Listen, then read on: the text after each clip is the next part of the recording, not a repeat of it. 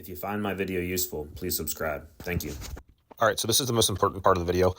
My trailer does not have the end rails that can be taken out by bolt. These are locked in rails, so like the guides are welded. You can't take them out, so you just have to fit the boards in. So to get the first initial boards in, putting them in sideways and then fitting them into the track and then hammering them in is the way I did it. So you can just see me angulating them, and then once I can get both corners into the track, I just hammer them straight. And because they're just over 10 foot, they fit in the track perfectly, and they're pretty tight. I had to use a sledgehammer and kind of move them over.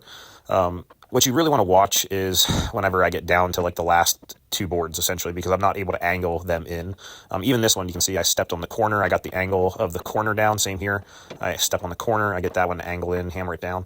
But this next one is where the skill really changes. All right, so pay attention. What I do here, I get the board lined up, and then I will actually go get a 4x4 and then another 1x4, and I stack them underneath the board on top of one of the metal T-rails that goes across. So you'll see here, I put that 4x4 under the board on the metal rail, and it allows me to bend the board down, increasing its length, and I'll be able to basically fit the edge of the board into that track right here. So there, it lines up with the track, and then what I do is I keep my weight on the board so it stays lined up with the track, and then I hammer that 4x4 and that 1x4 out from underneath, and then boom, it pops into the track. So that's how you do that.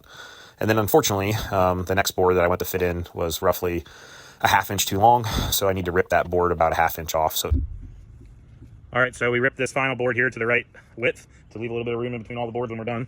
And you lodge it into the far end, and obviously it's still too long to tuck under here because the whole point is that it's long enough to tuck under both. So that's when you're going to use your block and possibly another piece of wood, and you're going to bend it and curve it down into there.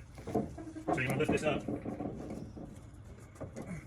want to get this block under it at this frame point right here, and put another block there as needed. And then you're going to bend this board so the curvature allows you to get it all the way underneath this lip. And if it doesn't, then you either need to hammer the board in further this way or get a taller lift. All right, your job is to put your foot right here. So jump up here. Okay, nope, yeah, stand there in the corner. And then put your foot on here. Okay, and keep it down all the way. Yeah, just like that. So at the edge. So she's just standing here to keep her foot down so this lip is under the edge. It needs to stay under there. And I'm just going to hammer this out of the way.